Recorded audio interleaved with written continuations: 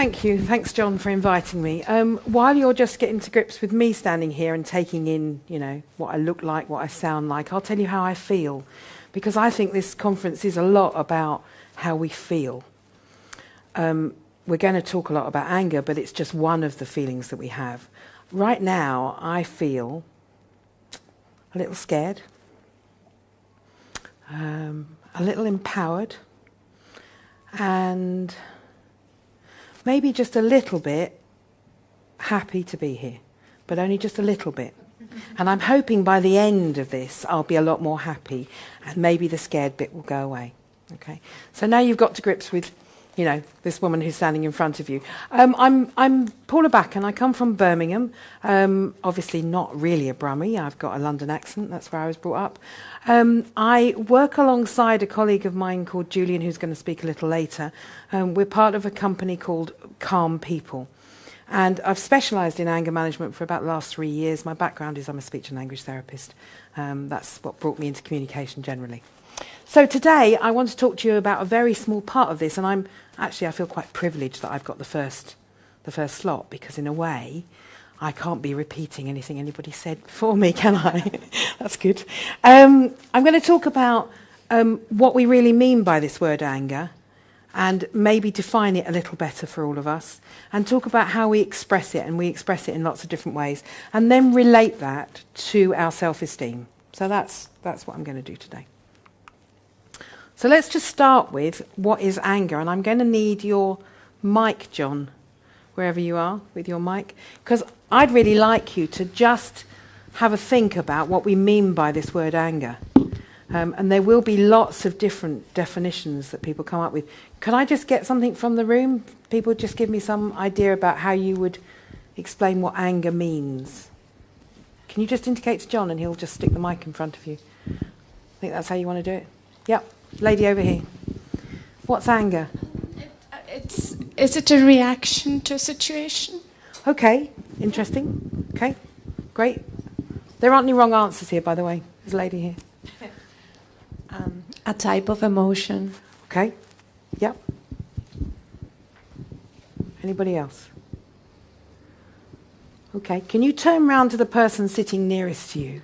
And can you tell them what you think? And if you're online listening to this, can you just jot down on a piece of paper what you think anger is, just so that you have some idea for yourself?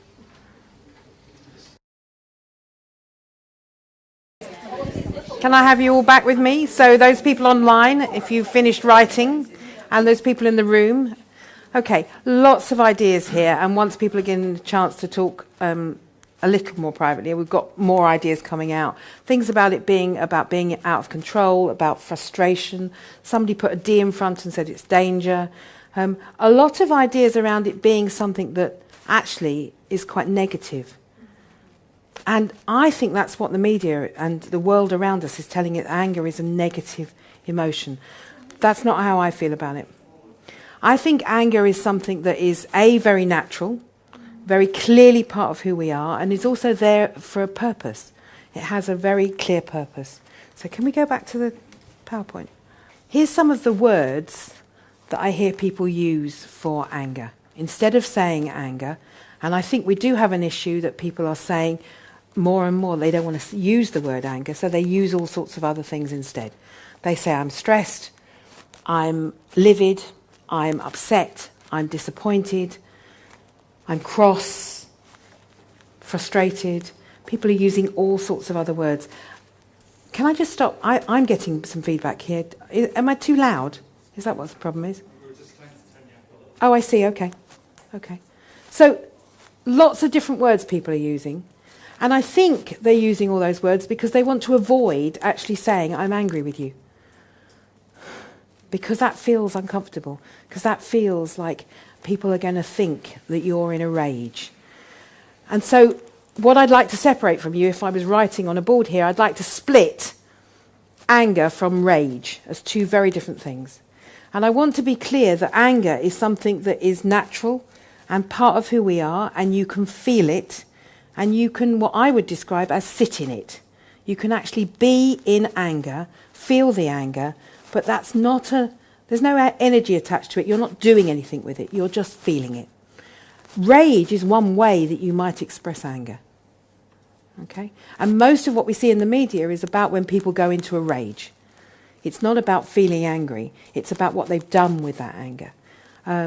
There's a quote in my abstract about Aristotle saying that, it's okay to feel angry, but it's just about how you interpret it, express it. Do you do it at the right time, in the right place, all those things. Okay, so that's the issue here. It's not about whether we're angry or not. It's what we do with that anger and being clear about what we really mean. So I think all these words are words for anger. So it's a taboo. The word angry is something we avoid. But I'm saying I want you actually to feel angry. So why would I want you to do that? I want you to feel angry because it's there for a purpose. And actually we can't selectively choose which emotions to have. We can't decide we're going to numb anger and just feel happy. We can't decide we're going to numb feeling scared and just feel contented. We actually have to feel all of those emotions. And a lot of the culture that we live in at the moment tells us that we have to swap all those uncomfortable feelings for feeling happy. And if we just buy this product or, go on a diet or eat this food or take this new job or change our partner, we will be happy and we won't ever have any of those uncomfortable emotions. And I think my biggest learning point at this stage is I really would like everybody to get the idea that it's okay to feel angry. And that people who say to me, oh, I don't do anger, actually you're doing it, but you're just not recognising it. So let's get away from the idea that it's just those people with a problem who feel angry. We all feel angry. We don't have to all do rage, but we can all feel angry. Is everybody with me on that? Anybody got any comments they want to make at this stage? John, have you got your mic? Does anybody want to add anything to this? Do you want me to go into the... I know we've got question time at the end, but I'm just wondering if there's any comments that are pertinent right this minute. Excuse me, Yep. Did you say that there was no energy expended with anger? I was saying that it's possible to feel the anger first and then choose what you're going to do with it. All right. Okay? Of course, there'll be... once you add energy to the feeling of angry, then you're doing something with it. Of course, there's... Does that make sense? It does. Okay. Okay. So... let's see the man who's got the jacket on which says, I'm feeling angry. Okay? I want to get some idea about what's going on underneath that anger. So we tend to see a lot of people who are showing the world that they're very angry with things, when actually if we take that jacket off, what we see underneath on that sweater is maybe they're feeling hurt or possibly sad about something. Okay? I think we have a culture that says, particularly for men, that it's not okay to say I feel hurt. And I don't mean physically hurt, I mean emotionally hurt. But it's really okay to say I'm angry. So a relationship breaks down, I feel angry. When actually perhaps if we could take off that jacket and look at what's underneath, the sweater is saying I feel hurt by what's happened. Let's go down another layer. And by the way, I have to say thank you to ASOS for letting me pinch these pictures. I didn't know where else to find some really good-looking men, so, go for this.